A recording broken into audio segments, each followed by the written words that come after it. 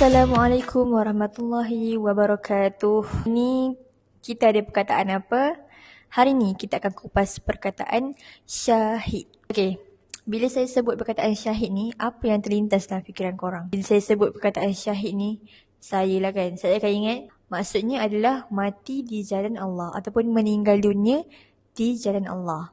Tapi korang tahu tak, dalam bahasa Arab, perkataan syahid ni sebenarnya bukan sekadar bermaksud gugur di jalan Allah. Jadi, apa maksud asal perkataan syahid ni?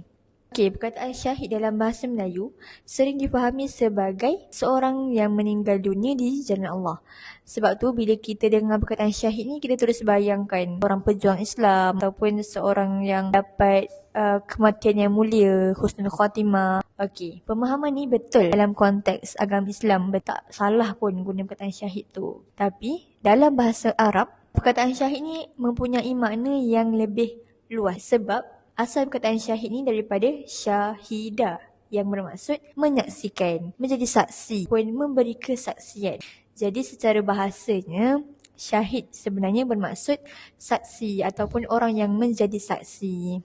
So, menariknya perkataan ini bila diserap ke dalam bahasa Melayu, maknanya menjadi lebih khusus. Pada perkataan syahid dalam bahasa Arab maksudnya saksi tu, masuk dalam bahasa Melayu dia jadi lebih khusus, iaitu mati di jalan Allah. Sebab dalam bahasa Melayu kita hampir tidak pernah menggunakan perkataan syahid ni untuk maksud saksi, kan? Sedangkan dalam bahasa Arab, perkataan yang sama masih boleh membawa maksud saksi, bergantung kepada konteks ayat. Jadi walaupun sebutannya sama, maknanya boleh berbeza mengikut bahasa dan mengikut konteksnya. So, inilah uniknya perkataan dalam bahasa Arab dan bahasa Melayu. Ada perkataan yang bunyinya sama, asalnya juga sama, tapi bila masuk ke dalam bahasa Melayu, maknanya jadi lebih khusus. Okey. Jadi lepas ni bila kita dengar perkataan syahid, ingatlah video ni. Bukan.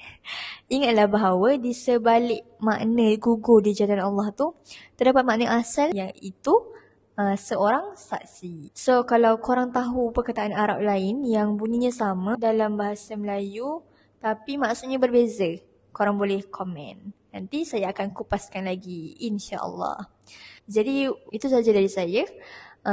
Sekian, wabillahi taufiq wal hidayah. Wassalamualaikum warahmatullahi wabarakatuh. Bye.